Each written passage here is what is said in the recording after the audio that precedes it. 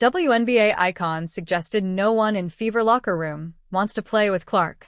If there were ever any question regarding how those internally feel about Indiana Fever star Caitlin Clark, it was answered on Tuesday morning when new president of basketball operations Kelly Krauskopf spoke to reporters.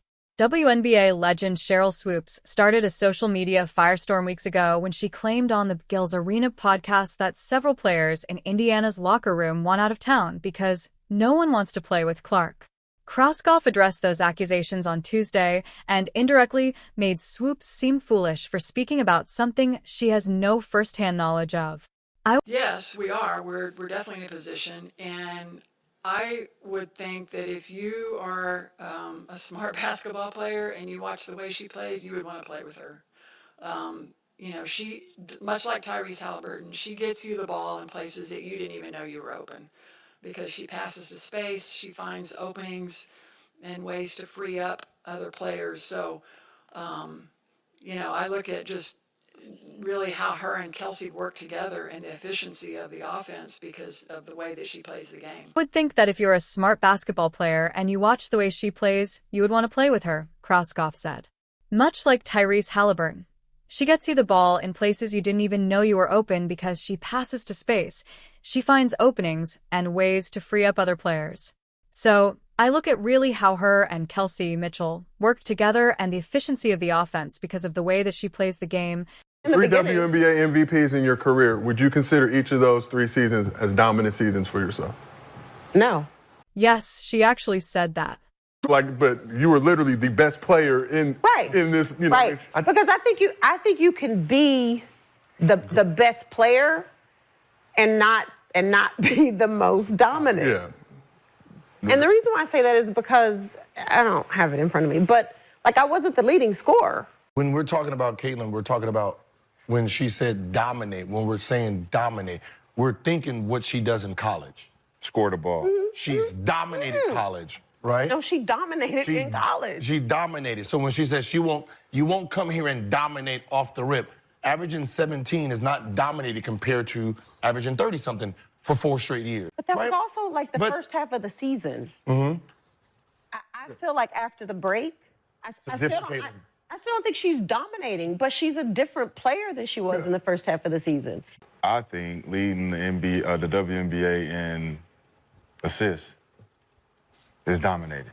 When you talk about her already leading the W in assists, and a lot of the assists that she could have gotten now turnovers. She's throwing pitch aheads, wide open layups. They're smoking them. This could be 13 a game. This could be 14 a game. They're literally just dropping passes. But with Angel, she's rugged, right? She's a rugged girl, right? She's built for trying to bully. She's a bullier, right? No one feels sorry for the bullier. She's not a bully. She's not a bully. Oh, you probably just never seen the poster. She's bullying the veterans. She's not a bully. Well, I mean, if you want to talk about bullies, we can talk about every time Caitlin has the ball, she pushes off. Oh, no. I'm just saying, But she has that advantage. And after she started getting backlashes from Caitlin's fans and WNBA fans, she switched up.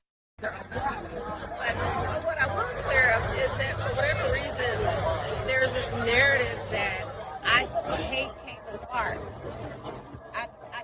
I don't hate her. First of all, I don't hate people. Hate's a very harsh word. I've also said I love her game. I think Caitlin Clark is an incredible player, but I also think Angel Reese is an incredible player. I think Rakia Jackson's an incredible player. I love the fact that Kate Martin is on the Aces when she didn't know if she was going to even make it to the WNBA.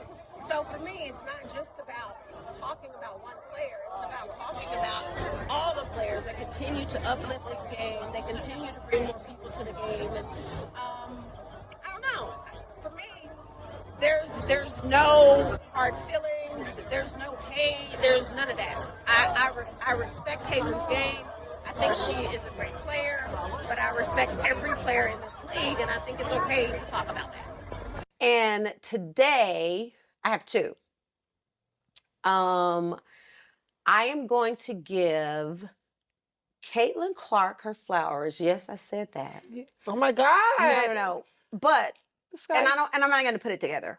I'm going to give Caitlin her flowers because I think what she has done coming into this league absolutely has brought more eyes, whether you like them or not, but has brought more eyes, more marketing. Like, people just want to watch the game and they want to talk about it. Even those that don't know anything about it, they talk about it. And I'm not going to give Caitlin her flowers without giving you your flowers. Thank you. And I heard you gave me my flowers. Oh, I'm gonna cry. Excuse me. I heard you while I watched the episode when you gave me my flowers. Excuse me. And I got a little emotional. So I'm also going to return this to you. One, because you deserve it. Thank you. As a Black woman, to watch you walk in your truth, regardless of what everybody says, how they feel. Perfect name for this podcast. I love how you just keep proving them wrong. You just keep being you. You're just so beautiful while you do it. Thank you. And I'm just so proud of you. Okay. So I'm going to give you your flowers. Thank you. Yeah. Krauskopf's remarks directly oppose what Swoopes said just last month when she hinted to a potentially divide in the Fever locker room, which many took to mean the team would have trouble convincing free agents to come to Indiana to play with Clark. There's a lot of other shit going on that other Fever players are like, this ain't where I want to be, Swoopes said. So, you have players that are very significant on this Indiana Fever team that are like, I don't think this is where I want to be this year. Krauskopf isn't the only who to debunk Swoopes' theory recently. There's not that many people that can relate to everything that she's been through. There's not that many folks that know what it's like to be in her shoes, but someone that does is LeBron James, right? And here... In a recent interview with Brian O'Keefe of Esquire, Los Angeles Lakers star LeBron James also suggested Swoopes' Clark accusations were nonsensical. Clark has the vision, she has the spirit, she's infectious, and people want to play with her, James said. The Fever are going to be a really good team, and not too long from now, NBA together, you know what he faced in his rookie season. How do you see the similarities between the coverage, what Caitlin Clark has been talking about and going through, and what LeBron James did?